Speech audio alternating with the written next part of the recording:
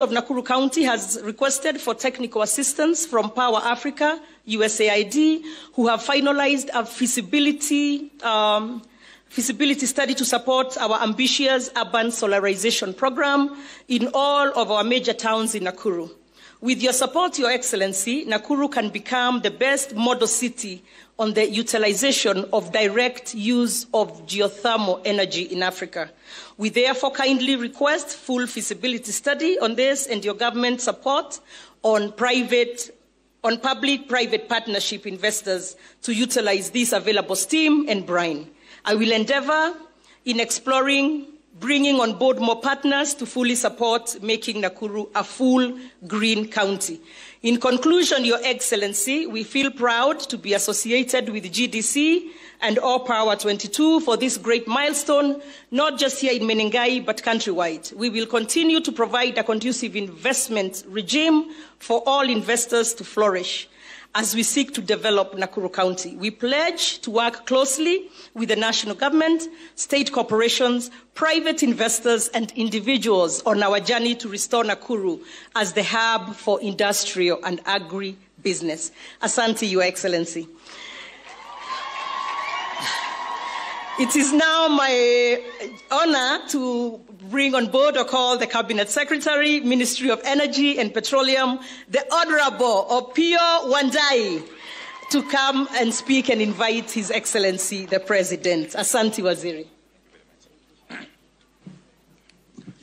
Your Excellency, Dr. William Ruto, President of the Republic of Kenya and Commander-in-Chief of the Kenya Defense Forces, Governor Susan Kihika of Nakuru County, Principal Secretary for Energy, Mr. Alex Wachira,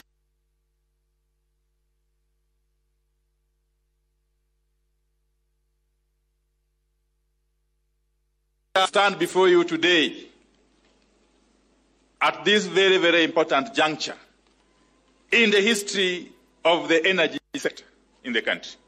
Your Excellency, today's event marks a major milestone in the development of our energy infrastructure in the country.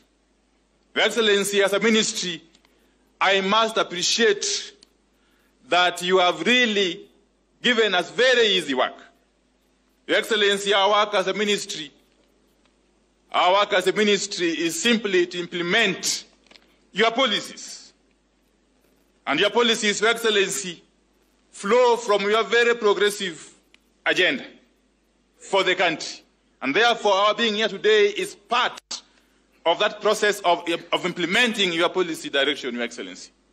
Your Excellency, this particular power plant, whose groundbreaking you have officiated today, this particular power plant by All Power 2022, All Power 22, is going to not only add additional power to the national grid, but is going to go a long way indeed, in terms of creating an opportunity for investors to come into our country. Your Excellency, investors invariably follow energy. And not just energy, but affordable and reliable energy. And that is what this power plant is going to achieve. And especially energy from geothermal resource, Your Excellency. Your Excellency, when investors come, ordinarily, of course, we shall have more opportunities for employment of our young people. Secondly, Your Excellency, what this power plant is going to achieve is to enable us to meet our commitment under the Paris Agreement, of 2015 on climate change, Your Excellency. By enhancing our installed capacity from green energy, Your Excellency, we shall be, of course, working towards achieving our commitment towards global warming mitigation, Your Excellency. Thirdly, Your Excellency, today we are not only witnessing the groundbreaking for this power plant, we are also going to witness the signing of an agreement, of an MOU, between Kaishan Group and KenGen, Your Excellency. That agreement is going to make it possible for the first time for this country to develop green hydrogen and then ammonia and eventually get fertilizer for our agriculture, Your Excellency. And that will contribute immensely towards the realization of your objective of food security, Your Excellency. And finally, Your Excellency, let me say this, that as a ministry, we are committed to continue to enhance our national grid. And that is a commitment we are very proud that you have your support. We are working closely with other institutions, including Parliament, to create an enabling environment for us to continue to generate more power from more power producers, Your Excellency. Finally, before I conclude, Your Excellency, I cannot fail to recognize the immense contribution and support that we have received from the political leadership of Nakuru County, led by Her Excellency Governor Susan Kihika and waheshimiwa wabunge. We continue to rely on you for your support, which is invaluable for us to be able to undertake our projects. Let me also acknowledge the support we have been able to receive over time from development partners, especially AFDB, AFD, JICA, EIB, and World Bank. I also want to acknowledge the support we have gotten from the KFS, the Kenya Forest Services, who gave us this land. Okay. Last but not least, I want to acknowledge the support from the National Treasury, which is ably represented here by Lawrence Kibet. Thank you very much for coming through for us. The AG's office and all the leaders from our sister entities. I can see there is EPRA here, there is KenGen, there is KPLC, and there is KTRACO. So without further ado, Your Excellency, it is my pleasure and great honor to invite you to come and address your people. Karibu sana Mheshimiwa Rais. Tusimame tumkaribishe Mheshimiwa Rais. Karibu sana.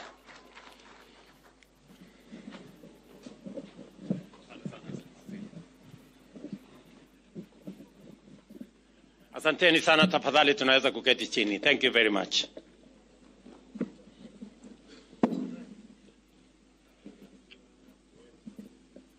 Mheshimiwa Waziri, Mheshimiwa Governor,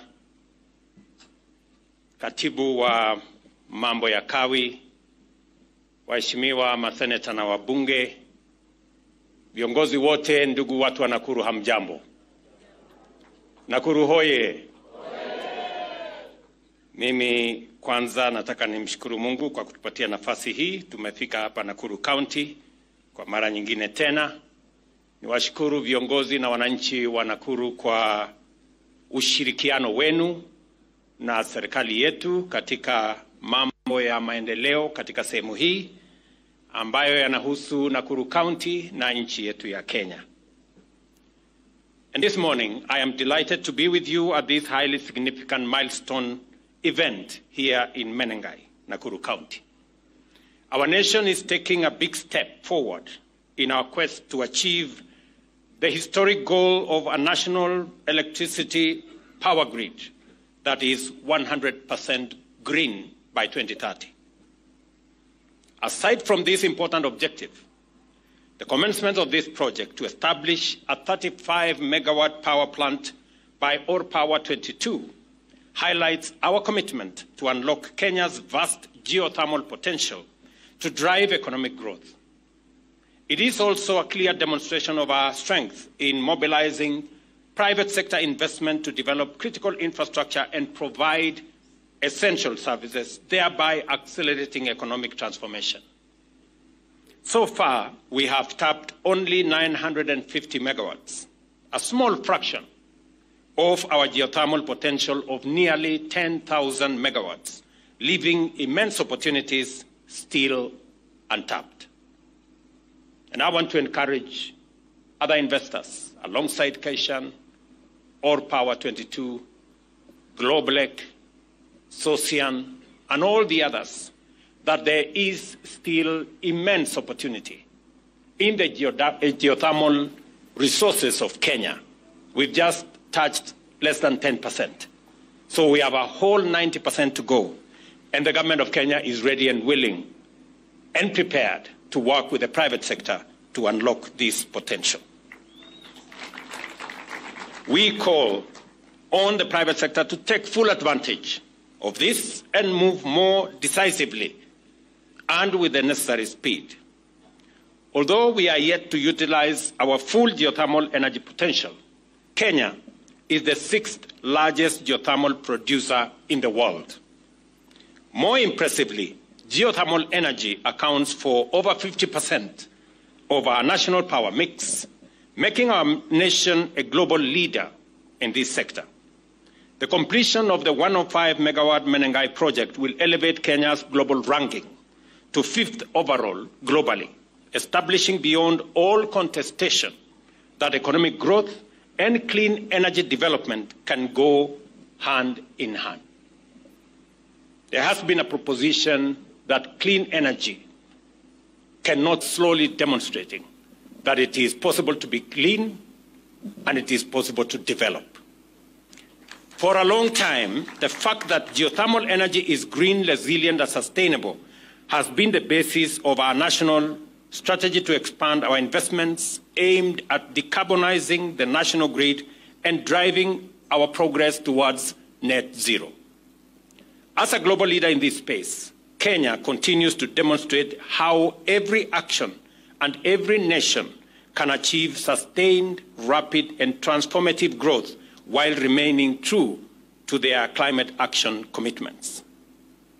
Our achievements today are hardly by chance or miracle.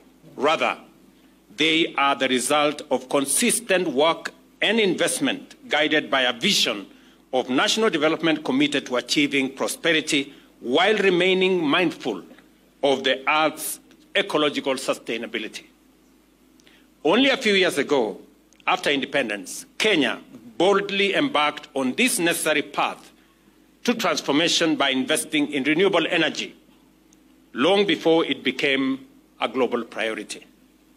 Today, 73% of our installed capacity is from our renewable resources, contributing over 90% of the electricity distributed nationally. The ORPower 22 plant is the 3rd facility within the Menengai 105 megawatt complex.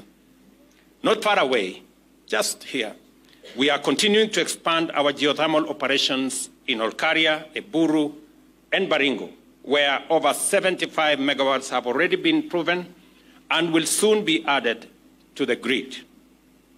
Kenya's Rift Valley is establishing itself as a repository of abundant clean energy resources, a fact that should motivate our industrial and commercial sectors to invest confidently in the significant expansion of domestic manufacturing capacity.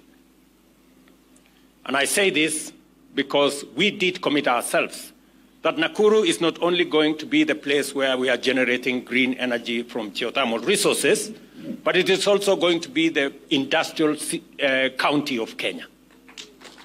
As I committed to the people of Nakuru that we are going to expand the facilities in our industrial city in Naivasha, we have just concluded the purchase by government of an extra 5,000 acres of land that will form the industrial complex here in Naivasha. We have moved a step forward as I have this conversation with you. Next week, there will be a major conversation on the project that was launched when I visited the United States between Microsoft, G42 of UAE, and Kenya, that will for the first time establish data centers in Naivasha powered by geothermal, and that will cost close to $1 billion of investment here in Nakuru County. This power generation speaks to our industrial capacity, our investment potential, and Nakuru County is going to be the epicenter of these activities. Let me commend that affordable, reliable, and clean energy is fundamental to economic transformation, and every new megawatt brings us closer to eradicating energy poverty while boosting productivity and competitiveness. Our geothermal reserves are a national treasure that must be harnessed efficiently to support inclusive growth. And as we concentrate on generating this energy out of Nakuru County, we are mindful that the people of Nakuru County must benefit from this energy. And it is the reason Waziri and his peers have committed resources that will make it possible for Nakuru County. 2 billion shillings have been allocated this year for the last mile connectivity of another 15,000 people in Nakuru County to access power in their homes. We are here to confirm the government's commitment to enhance economic efficiency and industrial competitiveness by lowering electricity costs. Additionally, our strategy to provide universal access to clean, affordable, and reliable energy is clearly on course, and geothermal power remains central to these grand efforts. Given the continually rising fossil fuels and the intensifying threat of climate change, investing in renewable energy is efficient, prudent, and sustainable. This is precisely what we are doing with geothermal energy.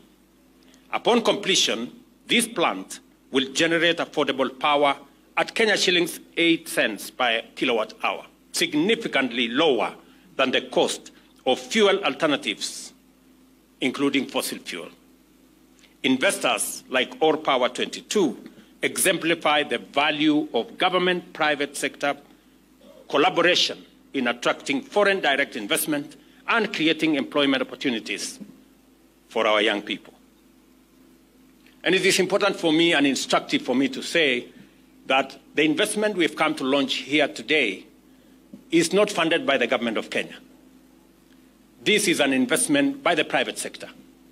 They are going to put their money, 12 billion shillings, into this project, generate energy, and we will buy the energy from them. It is the exemplification of private-public partnership. To unlock the resource we have here, we need the private sector to invest. And with their investment, we get the energy. With their investment, we create jobs. With their investment, we expand industrialization. And therefore, there is a win-win outcome when the private sector and the public sector work together. Many people would have expected us as government to borrow money and come and invest in this facility. That is not the right way to go about it, because we do not want to burden the people of Kenya with either additional taxes or additional loans, when the private sector can do it much more efficiently. And that is the reason why Sosian is a private investment. We are now getting power from there. Globlec is underway, and we are now starting Kaishan here. Through the instrument of power purchase agreement, we create the nexus between public resources, private investment, to unlock the potential for us to get our growth underway. Na mtazamaji, kuna mengi ambayo yanaendelea katika maeneo